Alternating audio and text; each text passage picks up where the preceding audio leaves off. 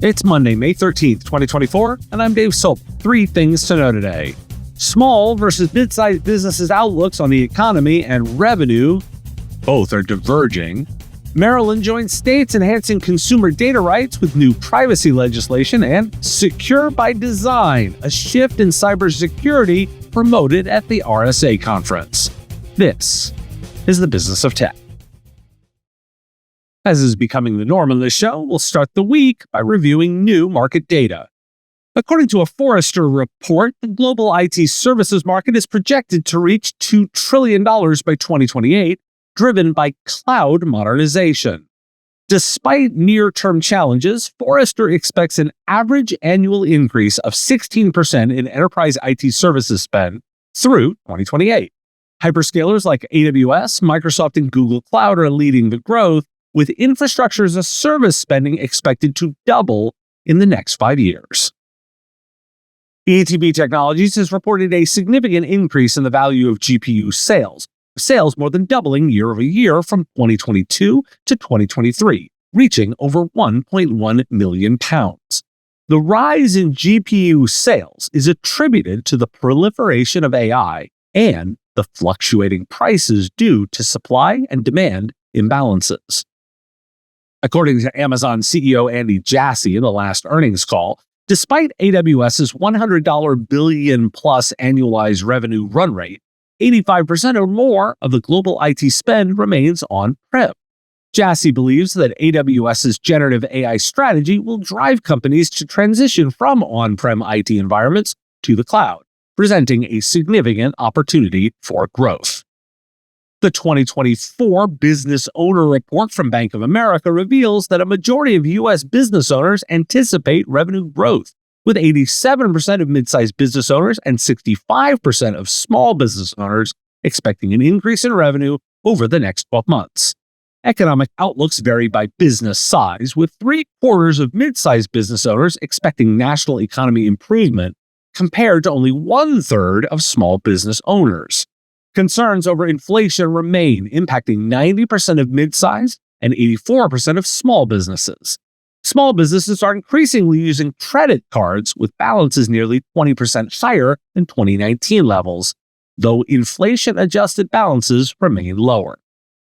The Russell 2000, a proxy for small business, was only slightly up for the week, but it was quite a coaster, and the S&P 600, which looks at the smallest companies, mirrored the Russell's performance. Why do we care? Both Forrester's data and Jassy's review point to more shift from traditional on-prem infrastructure to more scalable, flexible cloud solutions. It's a good trend. While a majority in both SMB and mid-market anticipate revenue growth, the difference in their economic outlooks, more optimistic among mid-sized, highlights varying levels of confidence and resilience in facing economic challenges such as inflation. The significant impact of inflation on both segments, alongside increased reliance on credit among small businesses, points to underlying financial pressures that could affect their growth trajectories. Use that as context for your business strategy discussions with owners. Maryland has enacted the Maryland Online Data Privacy Act, which imposes stricter privacy standards on businesses and requires them to limit the data they collect from Maryland consumers. Consumer advocates view this law as having stronger consumer protections than similar laws in other states, while the tech industry has expressed concerns about varying state requirements. Maryland joins 17 other states with laws granting customers the right to know and correct their collected data. And Maryland Governor Wes Moore has signed a new law that centralizes the power of the state's chief information officer to carry out IT modernization projects. The law establishes an IT investment fund and requires some funds to be allocated for public health, education, and safety projects. It also centralizes IT management under the Department of Information Technology and aims to accelerate replacing outdated technology systems. The Federal Communications Commission has made a few tweaks to its net neutrality rules following pressure from lobbying organizations. The final rules, released on May 4th, include the 3 bright line prohibitions of no blocking, no throttling, and no paid prioritization. Akamai Technologies, that caching and content delivery network provider, successfully sought assurances that its business ties to broadband internet service providers would not be treated as paid prioritization.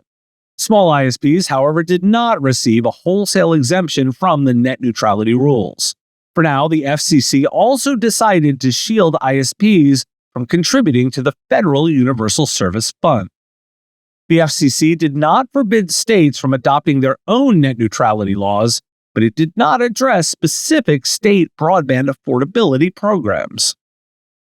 Why do we care? Well, it's another privacy law to be aware of. That's not my focus today.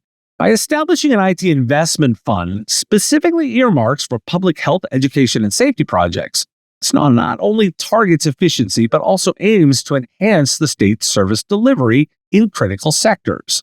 I'm intrigued. The omission of guidelines on state broadband affordability programs could lead to a patchwork of regulations that might complicate compliance for service providers operating across multiple states. Could. Apply as needed to your own business. I also wanted to highlight some of the news from last week's RSA conference. At the conference, several AI security companies showcased products aimed at using AI to mitigate cyber threats. Calypso AI introduced a feature to create a vulnerability scanner without coding. Protect AI released Sightline, an AI and machine learning supply chain vulnerability database. Trellix rolled out Trellix Wise for threat detection, and Deep Instinct introduced Diana, Dianna, to predict hackers' tactics. Some key themes emerged: the surge in distributed denial of service attacks targeting web applications, the importance of AI-driven next-gen SIM solutions, the escalating cyber threats from financially motivated crime groups and China-backed threat actors, the latest developments in quantum cryptography, and the ongoing ransomware crisis and the need for improved defensive capabilities. The Cybersecurity and Infrastructure Security Agency's new Secure by Design pledge relies on the commitment of 68 tech manufacturers to enhance product security. The pledge includes increasing multi-factor authentication, reducing security bugs, speeding up security patches, and publishing a vulnerability disclosure policy. However, CISA does not plan to strictly enforce this pledge, leaving companies accountable for their promises. CISA plans to convene signatories throughout the year to discuss progress. The pledge focuses on enterprise software products and services, aiming to shift the security responsibility from individuals to manufacturers. The pledge includes all those goals, including reducing the prevalence of vulnerabilities and being more transparent about them. Why do we care? It's the Secure by Design pledge that's notable. Pay attention to who signs and who doesn't. For me, that's the headline coming out of the event. The emphasis on AI-driven solutions and the move towards Secure by Design principles suggests being more proactive and foundational in their approach to cybersecurity. And so let's not lose sight of foundations. That assumes you and your customers are already executing there. With as many breaches and security concerns as I report on this show, it should be obvious that cybersecurity is not just about technology, but also the human expertise needed to interpret and respond to complex threats. Huntress is focused on elevating SMBs and MSPs around the world. Huntress has a suite of fully managed cybersecurity solutions powered by a 24/7 human-led SOC, dedicated to continuous monitoring, expert investigation, and rapid response. And the proof is the execution. Huntress is the #1 rated EDR for SMBs on G2. Want to know more about the platform? Visit huntress.com/MSP Radio to learn more. Thanks for listening. Today, National Apple Pie Day. It's also International Hummus Day, particularly if you're listening outside the US. Have a question you want answered? We take those listener questions. Send them in, ideally as a voice memo or a video, to question@mspradio.com. I answer them live each week on the Wednesday live show. This week, 3 p.m. Eastern on YouTube and LinkedIn. And if you got a comment or a thought, I do want to hear them. Put them in the comments if you're on YouTube. Reach out on LinkedIn if you're listening to the podcast. I'll talk to you again tomorrow. The Business of Tech is written and produced by me, Dave Sobel, under ethics guidelines posted at businessof.tech. If you like the content, please make sure to hit that like button, follow, or subscribe. It's free and easy and the best way to support the show and help us grow. You can also check out our Patreon, where you can join the Business of Tech community at patreon.com/MSP Radio, or buy our Why Do We Care merch at businessof.tech. Finally, if you're interested in advertising on the show, visit mspradio.com/engage. Once again, thanks for listening to me, and I will talk to you again on our next episode of The Business of Tech. Part of the MSP Radio Network.